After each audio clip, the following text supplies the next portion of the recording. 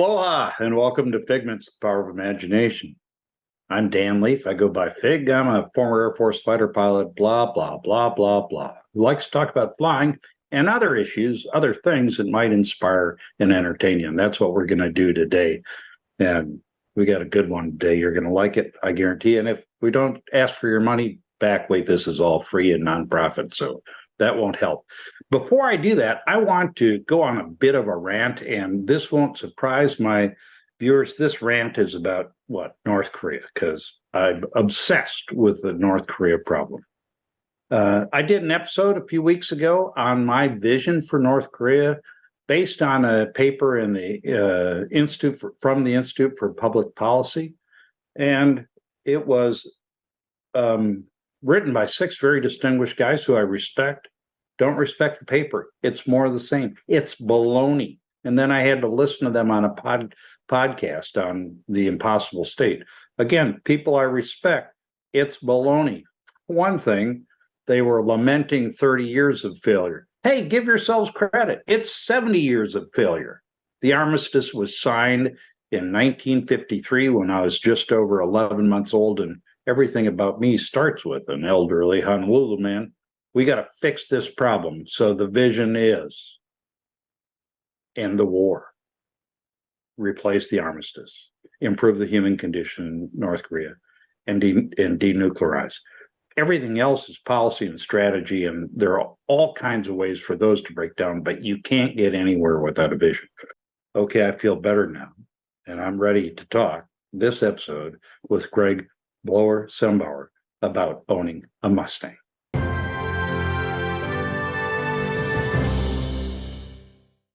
Hey, welcome, Blower. How are you, man? Good. How you doing, Fig? Good to see you. We're old friends from never. Yeah. I mean, we met through the old fighter pilots group, a group of people who are distinguished by being old fighter pilots. And you flew my friend Greg Slick-Aguirre, my great friend, Huey, combat pilot in Vietnam, then F-15 Eagle driver extraordinaire. And I thank you for that. Well, welcome. Thanks. It was good to fly Slick. Yeah, he's one of the best guys ever. So you own a Mustang, big deal. I've got a Mustang. In fact, there it is right there. By the way, that's for sale because I own a couple of Mustangs. Okay, you might say, well, they don't fly, but that's not what the officer said. So maybe they do. Seriously, you've done something that I can only dream of. And we'll talk about that and how you came to do it. There's much more to your story as we got to know each other through the meta whatever world. And there is goodness to that when you use it wisely. But Greg, you're a Michigander originally, and I'm a Wisconsinite, and we still can speak, right? That's correct. And I've got a picture, kind of a start to now picture of you as a young engineering student at the University of Michigan. I'm appalled that you're typing with one finger. I know. That's how do you explain that? Last period of my last paper in college. Last period of your last paper. Majored in aeronautical engineering? Aerospace engineering at Michigan. Aerospace engineering. Why aerospace engineering? What drew you to that? I always wanted to be an astronaut, and I seemed like Michigan and MIT were kind of the top 2 schools for aerospace engineering as far as I knew. So, and Michigan being just Ann Arbor, just 2 hours south of where I lived, seemed like the place to go. And they offered me a scholarship, and I was always a Wolverine fan at heart anyway. Plus, a crew of hard for a Badger to hear. And so your boys, we've got a picture of your 2 boys there. Did either of them, did they turn out academically inclined in engineering, or different like kids often do? Well, the one's doing physics at the University of Colorado, and one's doing computer science. So they both kind of stuck with the STEM programs, which I was happy to see. Yeah, I do physics every day. I mean, it's kind of life, right? But I don't know physics and never took a physics class. Was being a pilot part of the aeronautical aerospace engineering track, did you have that in mind too, or was it more the academic pursuit that you were interested in? I was mostly interested in the academics, but I kind of pursued a private pilot's license on the side while I was going to college. So I knew I needed to get a private license to kind of pursue my goal of being an astronaut at some point, which never did happen. You, what was there a single event, or was it a process of building the astronaut dream? Was it like men on the moon, or what happened? I think it was just always an interest of mine. I would always go to the library and check out books on space travel and science fiction, and it's always a passion. And you did some engineering later on. So I call it freelance engineering, but most of what you did was fly, because you wound up joining the Air Force, becoming a fighter pilot, and then eventually transitioning to the airlines. You got kind of another beginning to then photo of you here with your Viper as a young lieutenant. I love that picture because we've all got that picture. Every fighter pilot ever has that picture. And then with a much bigger airplane.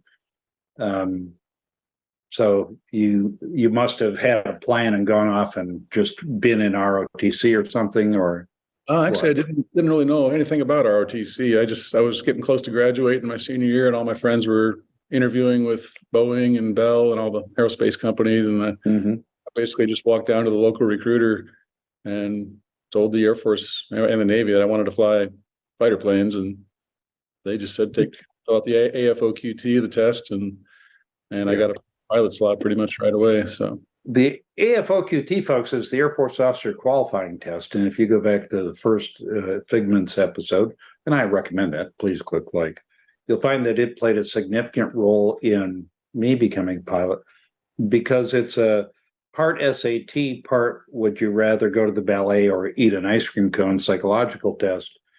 And it has a very good track record since World War II of predicting success in initial pilot training. So he was an engineering student and a good student. I was not, but the test is a good predictor, and off you went to fly fighters. Laura, I was very impressed. You had 5 operational tours in 2 fighters. What the heck? Did you bribe the personnel officer? What's the dealio? I just kept getting lucky. I did a 2-year bachelor tour in Torrejon, Spain, folks. Not a bad deal. Then I got 2.5 years in Homestead, Florida, flying the F-16, and then not a bad deal. Then the wing was desperate to send somebody to Thailand to fly with the Royal Thai Air Force with their F-16 program. So, okay, that's 3 not a bad deals. And then just before going there, they had offered me opportunity to go up to Tonopah, Nevada, to fly the F-117, the stink bug, and I said I can't because I have orders to Thailand, but call me in a year. Well, they never do that. I mean, I know how the Air Force is. If you snooze, you lose. You miss your opportunity. Have a nice day, buddy. We'll find somebody else. So, did they call you back? They did. I was pretty happy to hear from them, and chance to spend a couple months in Tonopah. Wound up flying the F-117, shown here in Saudi Arabia in 1991. That's the year of Desert Storm. Did you participate in Desert Storm? And I'm going to pick a scab that both you and I have. So go ahead and tell your sad story, and I'll tell mine. My classmates and I, there were 3 of us. We had our first flights right around January 15th of 1991 up at Tonopah. That would be the start of the Desert Storm Air War, folks. So we were drinking beer in the officers' club up there pretty much for the whole war, flying about 3 times a week. And I am a pacifist in the 3rd iteration of the definition. I prefer peace to war.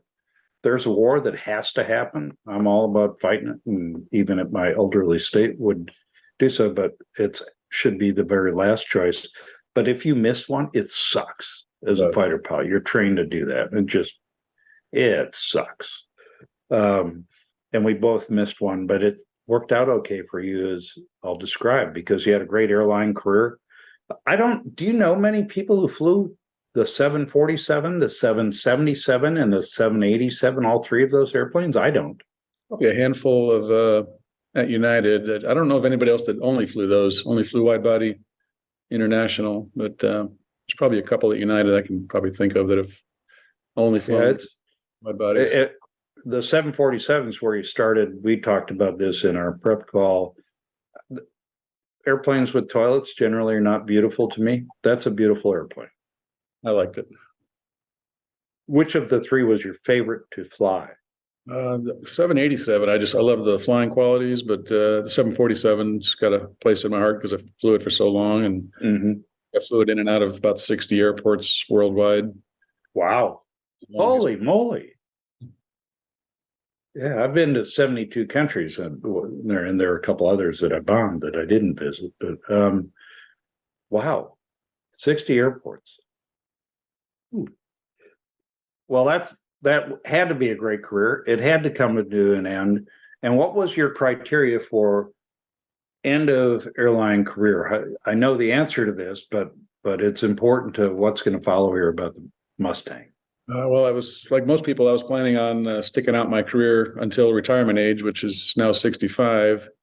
But I got to the point when I was 60, about 2 years ago, that I didn't really need to work for the airline anymore, and I kind of set wouldn't call it a goal, but a state where if my retirement life could be better than my work life, I would quit and move on to a retired life. And in just a minute, we're going to find out what would make that true. But first, let me talk about the next episode, which will air March 15th. It's going to be about the next episode of Figments, the Power of Imagination, about, well, I'm not sure yet because I need to reach out to guests, but it'll be great. I ask you to tune in. And I also ask you to support Figments, the Power of Imagination through ThinkTech, our great nonprofit platform. By the way, today I'm wearing my Restaurant 604 shirt. I think I'm looking awesome. Restaurant 604, I can't endorse them, but they did have a golf tournament last Veterans Day that benefited an organization that I support, the Armed Services YMCA Hawaii, which does wonderful things for our military and their families here in Hawaii. And I'm the chairman of the board, but they have a great team that does wonderful things for our folks who serve. So there we are. Your retirement is looming. And in the Air Force, we have Finney flights, Laura, and they're awesome. You pick a special mission, flying with folks you like. Slick, I flew with Slick, by the way, on his Finney flight, and we beat a couple of Viper guys like we were clubbing baby seals. And that's the truth. We have the film to prove it. So did you have a special airline Finney flight planned? It wasn't really particularly special. It was during the COVID timeframe, and we were flying a lot of flights in and out of China. So my Finney flight was into Tokyo, and then a follow-on flight the next day to Chengdu, China. And that's a picture of me there. Yeah, there you are, and beautiful. Hey, wait a minute. That looks like the Pillsbury Doughboy, and I'm not talking about your girth. I'm talking about nice outfit. What are you wearing there? Wearing but the bunny suit. They forced us in China to wear these hazmat bunny suits just to walk around the airplane on the tarmac, and so I've got my yeah. My bunny suit is all signed by the crew, so there were just 4 of us. So does your bunny suit hang inside in your I Love Me part of your closet, which I think most fighter pilots have with their old Zoom bags? Is it next to your desert flight suit? Not quite. It's in the back of the closet. Okay. That had to be quite an experience. And was there some melancholy about leaving that world like we all had, leaving fighter assignments and flying our last fighter flights? It was a big leap to just walk into the chief pilot's office and say, I think I'm done. Yeah. I'm going to quit in 2 weeks. And a little early, like you said, not when you had to. Most, I think a significant majority time out and can't fly anymore because it's a good job. It's with good qualified people and you make money. So you did that because you planned well financially. And this blower, I don't know you yet. We haven't had a cigar and a glass of adult beverage together yet. I hope that'll happen. But you strike me as two people, not bipolar. I'm not saying that, okay. But kind of this aerospace engineer who plans to the nth detail, slide rule out, got all this, figured it all out. And another guy just goes, let's go for it. Is that a fair characterization? That's fair. When I retired, I knew I had to figure out what I was going to do, and I knew it was going to be good stuff. So I said, I'm going to buy an airplane. It's going to be a good one. And I kind of took what I call a ready, fire, aim, and I'm going to buy something, and then I'm going to figure out how to make it work for me. And why did you choose the P-51 Mustang? As I told you, I've flown in the back seat of them about 10 hours, 12 hours, something like that. It's a fabulous airplane, but you had options. What made the Mustang the airplane you wanted to own? Being single seat and single engine, it reminded me of the F-16, both beautiful, kind of the F-16 of its day. So I really wanted to get a feel for what it was like to be back in the 40s flying the predecessor, I would call it, to the F-16. And I also wanted one with something with a back seat so I could share the experience. Yeah, so the basic combat model is single seat, but many of the warbirds you see flying at air shows have an extra seat either added or were technically TF-51s in the U.S. Air Force, the nascent U.S. Air Force. Right. Is yours, which is yours? Was it built as a straight D model or straight D model? And it's got the back seat with full controls. Basically, it's got a stick and throttle and rudder pedals and a cluster of 5 instruments. I've tortured the audience long enough, so let's take a quick look at the airplane and your other ride, which is not a Mustang. Sorry. Hey, my mantra is make sure it doesn't suck to be me. It looks like you've succeeded. I've been having fun. And you planned for it. You invested well, but then you bought it. I have to ask 30 seconds on the Ferrari. What is it? What year? What's the dealio? It's a 2019 812 Superfast. So V12 engine, straight. It's naturally aspirated and goes pretty quick. I bet it does. Maybe not quite as quick as the Mustang. So you decide you're going to buy a Mustang. What's the first step to that? Is it finding the airplane or learning how to fly an airplane that lands butt first, if you will, a tail dragger? The first step for me was actually just to buy the airplane, part of my ready, fire, aim. Really? Oh. Went and shopped on Platinum Fighters online, and I think Trader Plane is where I found the one I ended up buying, and just. Why was it being sold? Because how can you get tired of owning a Mustang? And I know Ed Shipley, who I haven't talked to for years, what a great guy he is. He used to fly in the back of Big Beautiful Doll with him, but he sold his Mustang to buy an F-86. Okay, that's fair. But why was the owner selling it? Scare themselves? I think he lost his medical, and he had 2 Mustangs. So he was kind of clearing out his hangar. I think he had about 10 airplanes of various types, T6, and some others, and he was getting up in age, and I think was realizing it was time to move on. Tread lightly, though. I've been an avid Harley rider for years, and you got to know your limitations. So in December, I sold my last Harley. Hey, I want to live long enough to be a problem for society and my family. That's my goal. So you found the Mustang. I know it was expensive. We won't talk about how expensive, but you had planned for that and prepared for it so you could do it. I wouldn't say comfortably because that's a chunk of change, but you could do it affordably. Right.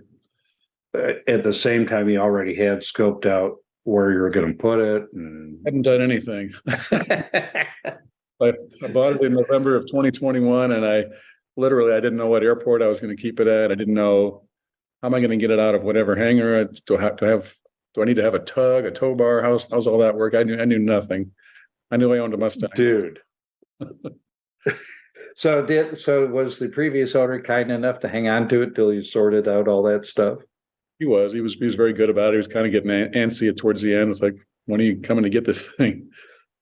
All right. So now you have a tail dragging World War II fighter. Had you ever flown any tail draggers? I had 0 tail dragger time until last year. Yeah. So you went to school for that, right? I got 1 hour in a Stearman and about 10 hours in a super decathlon getting instruction, and then off to South Carolina to learn to fly the T6 for about 8 hours. I've got a little bit of tail dragger passenger / co-pilot time. What's most different about landing a tail dragger, an airplane that has not tricycle gear, but lands butt first, as I said, with tail wheel? What's the one thing? One thing is it always wants to be facing the other way. It never wants it. You got to keep your happy feet moving on the rudder pedals, or it wants to flip around and go where it came from. Really? Oh, wow.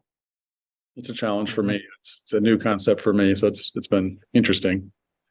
Yeah, and especially because you were a Viper baby, flew the 117 or the F-16 first, which is not very feet.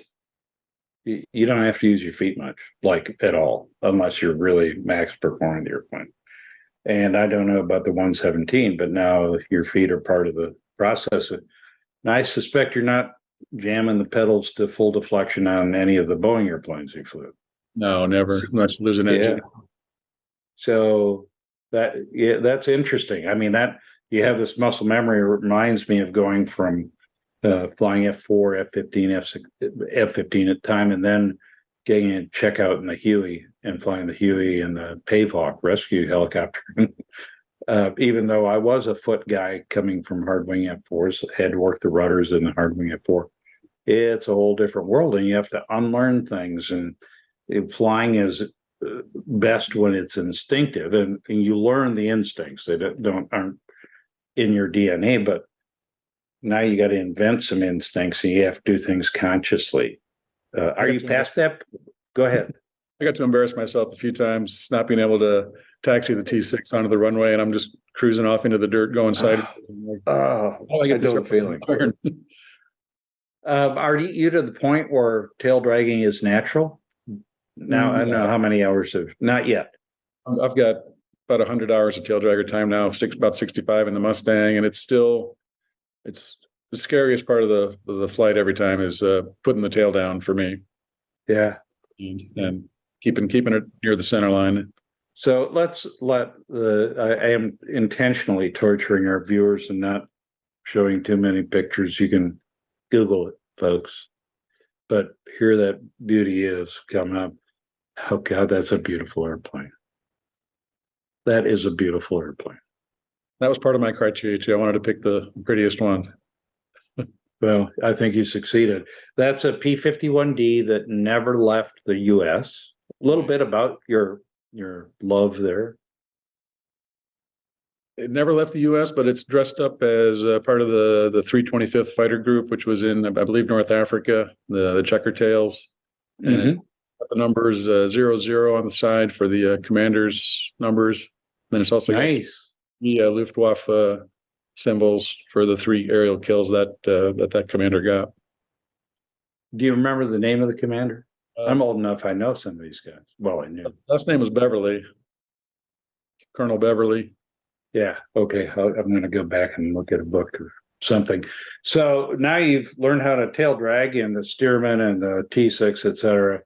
And you've got to go fly the Mustang. Is there a school for new World War II pilots here in 2023?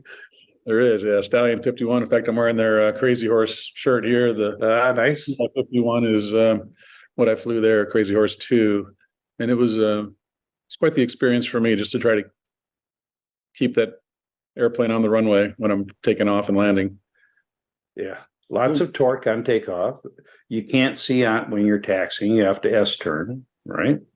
But when you run that Merlin up, oh man, is there any sound like it in the world, Laura? I love it. There isn't, folks. If you haven't been to an air show, go to an air show just to hear a P-51 at full power. It's an amazing thing.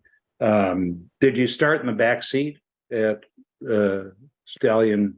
Did one backseat ride, and the syllabus called for 2 backseat rides, and they skipped the second one, I think, because I'd flown enough time in my own Mustang in the backseat that necessary.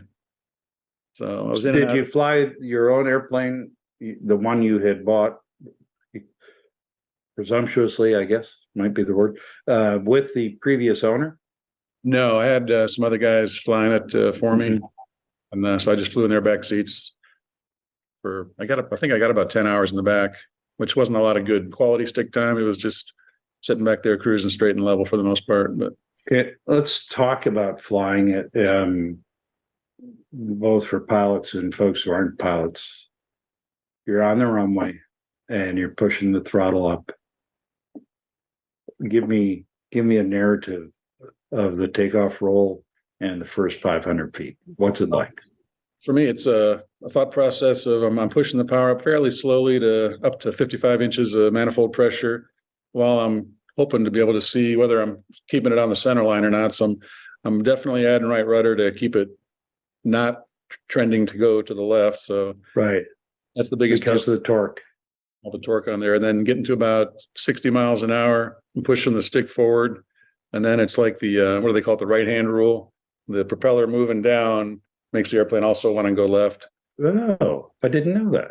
So if I were to be still adding power while I'm lowering the nose, it's a double negative. So it takes a lot of right rudder. So I try to make it in a two-step process. I'm adding power, and then later on, about 60 miles an hour, I'm lowering the nose to keep it, put it in a takeoff attitude. And takeoff speed generally?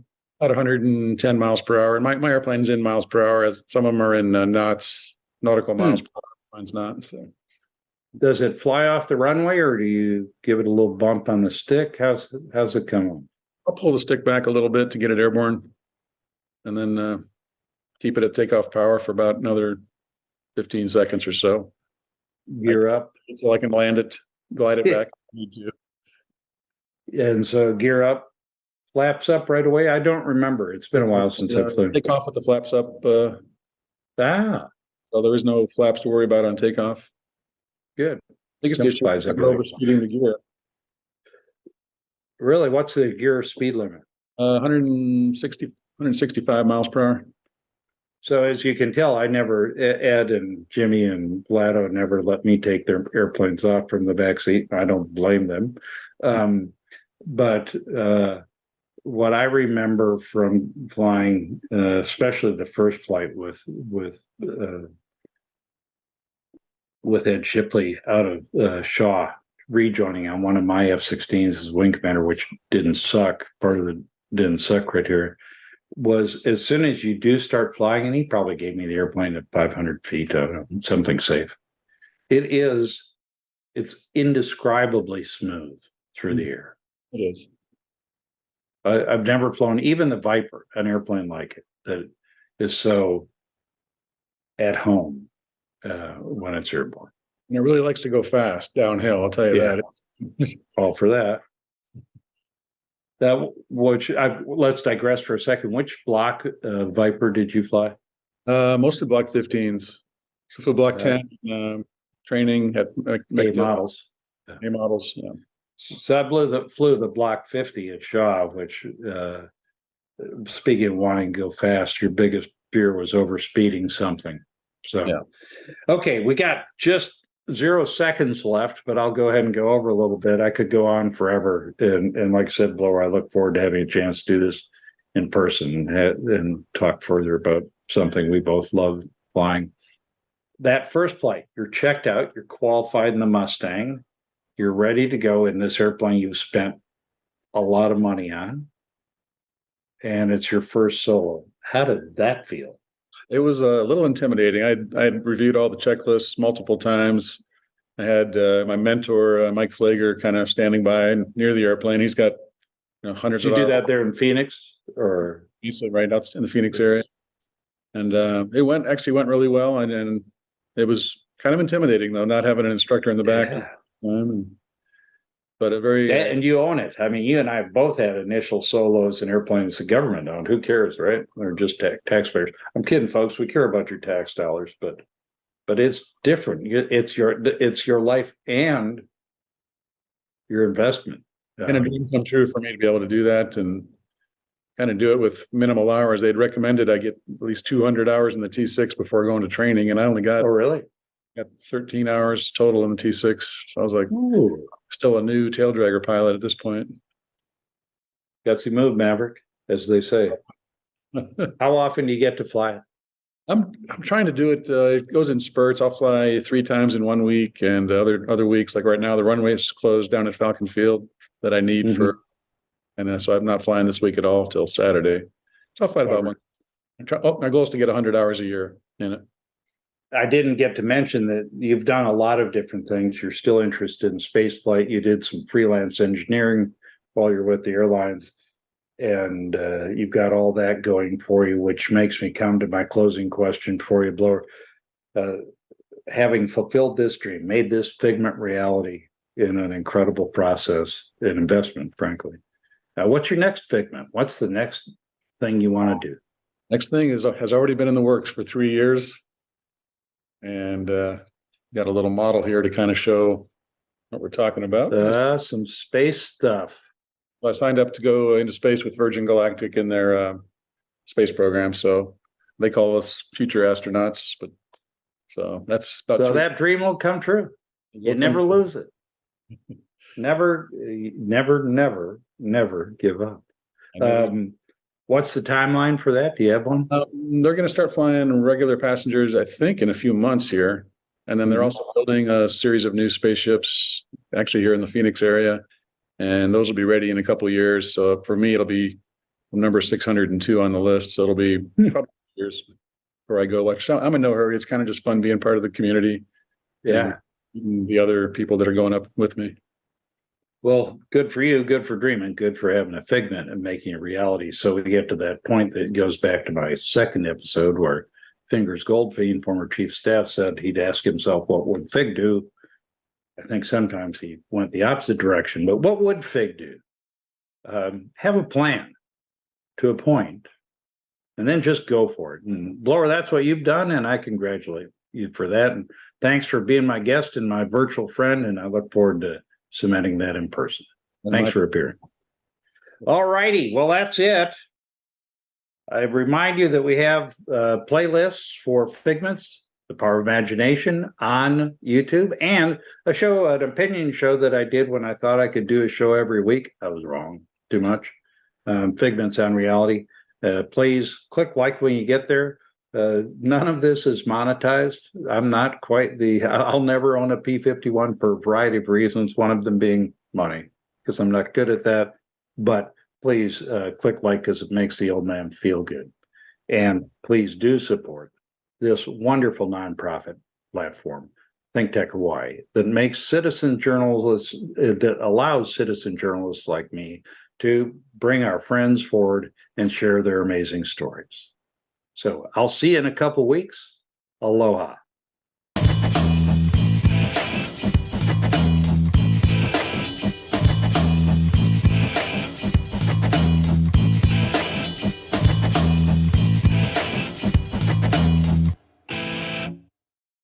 Thank you so much for watching Think Tech Hawaii. If you like what we do, please like us and click the subscribe button on YouTube and the follow button on Vimeo. You can also follow us on Facebook, Instagram, and LinkedIn, and donate to us at thinktechhawaii.com. Mahalo.